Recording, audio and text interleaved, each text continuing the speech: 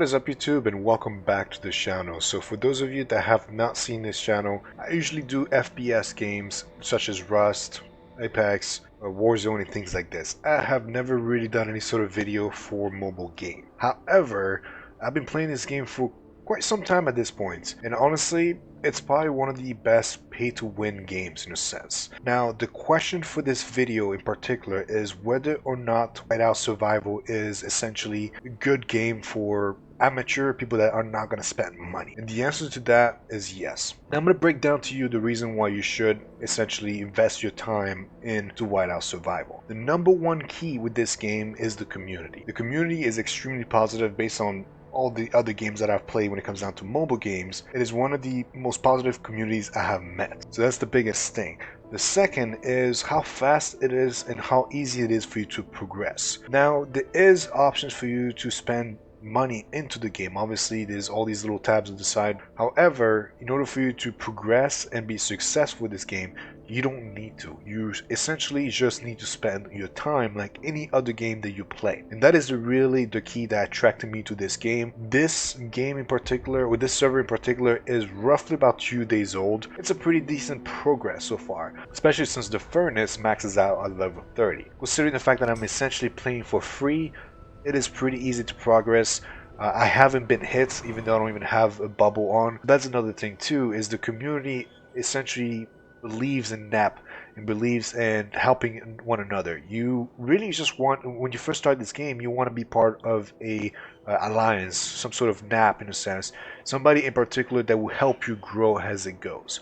The biggest thing is essentially when you get into the NAP, you'll be able to help each other. As you can see right here, you get a bunch of people starting to build something and you can just help.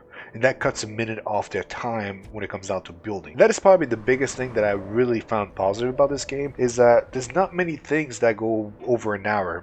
Obviously, I'm only furnace level 16, so things right now are pretty chill for most part, but at the end of the day, as you progress, it's going to take a day or two for you to upgrade some of these buildings. So getting a couple, 20 or 30 minutes off that is essentially a really good thing. Now, the biggest thing with this game is flexibility between personal time and having game time, because as you see, as you progress and things like that, some of these things might take a few hours to do, like building troops. Some of these building would take a couple hours like this, so you have plenty of time to do something else. So this is something you can play on the side outside of your regular game. So amateur friendly, absolutely. When it comes down to the initial tutorial, it's pretty easy, pretty cheesy per se, so it's simple to understand. Now, there is complexity at the very near the end of the game, but that is something that for another video. I'm not going to get into details to this. So can you play this game for free and be successful? Yes.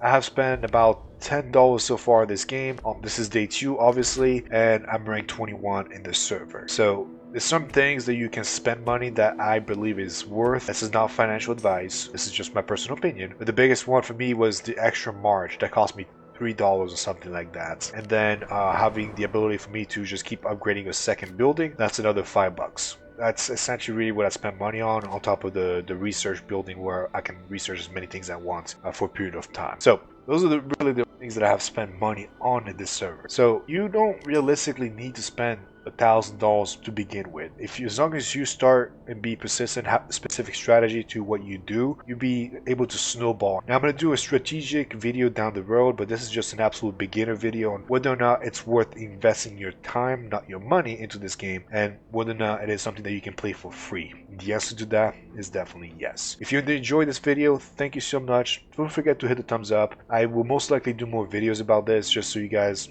get a little bit of a point of view and perspective of this game. So stay tuned for more. Don't forget to hit the like and subscribe for more.